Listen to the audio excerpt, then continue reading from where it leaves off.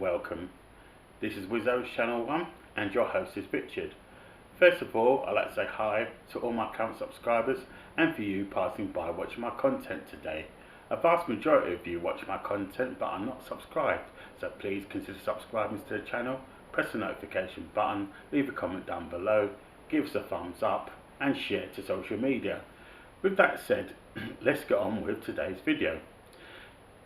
This is the last part of my PlayStation 2 Collection video. It's also part 1 of my Ratchet and Clank collection. Right, a little bit of a brief history of the Ratchet and Clank series. First of all, it's exclusively a Sony game, Sony PlayStation game, which is made by Insomniac Games. The first title came out in 2002, and the most recent title is Ratchet and Clank Rift Apart, which came out on the PlayStation 5 in 2020. Yeah, so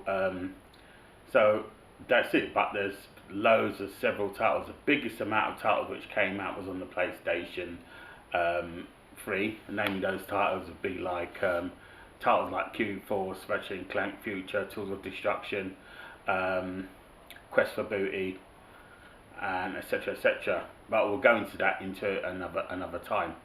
Also as well, there are other variants of the game which came out on mobile devices.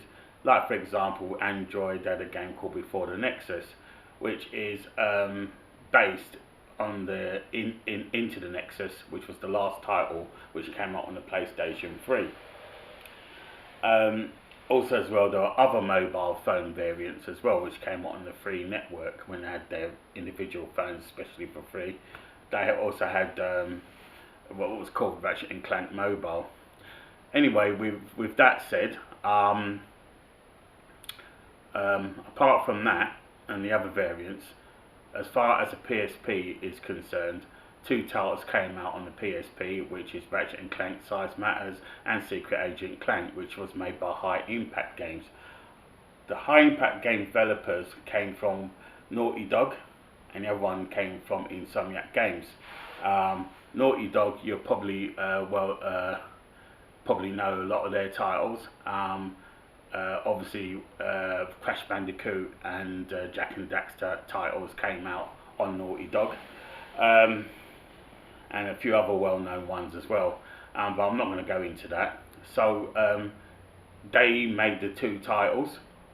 They also released Ratchet and Clank Size Matters on the PlayStation 2, but it deemed a failure. It wasn't a very good conversion of the game, and it looked a bit blocky. You know, it wasn't really entertaining to play.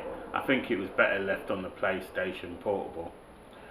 Right. With that said, let's get on with this video today. There was one game I didn't show previously in my last PlayStation 2 video, and that is London Racer World Challenge.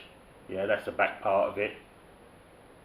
As I explained in my short video, that the game is still in the PlayStation 2, so there's no point opening the box because it's there in the machine. Right, the first title I'm going to show you is the very first game which came out, and that's Ratchet and Clank. That's the inside of it. This is the platinum version. I wasn't able to go and get the first one, the original one. Yeah, and this really sort of like hit the landmark of how they both got together and worked as a team. In case a lot of people didn't realise, and that is, with a lot of the Ratchet and Clank games, especially the first one, there were always adult references in the game that a lot of people didn't notice. Well, kids wouldn't have noticed them, but us as adults who's played the games, because they're available for free plus, and also as well, my son has played through a lot of them already. He's a Ratchet and Clank fan, definitely. With that said, yeah, that was the first game in the series. Then later on after that, you had Ratchet and Clank 2, Locked and Loaded. Yeah, that's that part of it. and that's the inside part of the game. The first two games were more platform. They were combat based, but they were mainly platform type. That's the only way to explain it, because a lot of people ask me, how would you describe Ratchet and Clank games? I would say they're action, adventure, platform, first person, third person shooter type game, combat type games. That's the only way to explain it. It's got a bit of everything in it. But the first two are mainly platform, combat based games, whereas the third one was slightly a bit different. Ratchet and Clank 3, and that's the back part of it. That's the inside of the box. Right, it says settle scores nicely. Join Ratchet and Clank as they blast their way through the galaxy, saving freedom-loving organisms everywhere from the evil Dr. Nefarious. This is when Dr. Nefarious first came into the game. And you've probably seen in future games he appears up out of nowhere. But this was also the I think this is the second title in the series which had net play. The Ratchet and Clank 2 also had net play as well, so you could play online against other people. I don't know if the servers are still there. I have no idea at all. Also, with this particular copy I've got, it came with a bonus game disc, which had a lot of demos on, which I've got somewhere.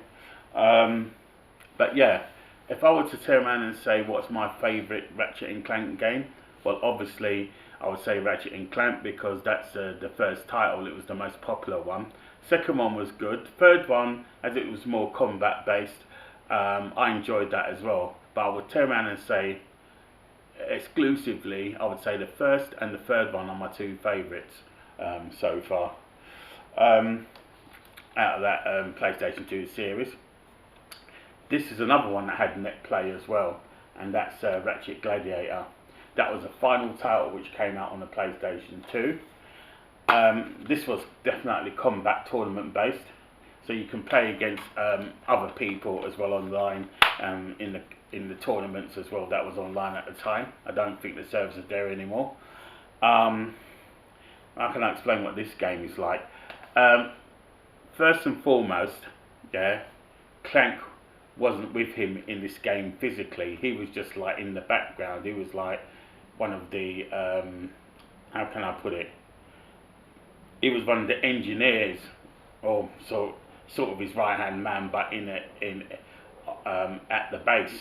He was giving him directions and secrets of where things are. So he didn't have an active part in the game, which was such a pity though. Would have been good, instead of him having these two sidekicks, which they were okay. There were bits in the game that was a lot of fun, but I would say if you like blowing garbage up and you like tournament-based games and combat arena games, then Ratchet Gladiator is for you. For me, I enjoyed playing it, but I think the playability of the game was quite limited. I mean, I got through it literally in a few hours, playing it the first run on the easiest. Got through it. It took me about 6 to 8 hours first run, and I pretty much beat the game. So it wasn't a very long game, but it's okay. But I would say around saying ratings out of 10, I would give that game about 7 out of 10, which is quite reasonable. The first three titles, I'd say Ratchet and Clank, I'll give that 9 out of 10. Number 2, 8 out of 10, and the third one, 9 out of 10. As they've been my most favourite games. Apart from that, that's it. I hope you enjoyed the video today. Like I just said previously at the beginning of the video, part one of my Ratchet and Clank collection, and this is the part 3 of my PlayStation 2 collection. So it's 2 episodes in one, if you like to put it that way. I hope you enjoyed it, and that's it for today. And I will see you in the next one. Whether you are in part of the world, whether it's good morning, good evening, good afternoon, good night, it's goodbye from me. Okay, whatever you're doing, okay, have a good one, and I'll see you in the next one. Bye for now.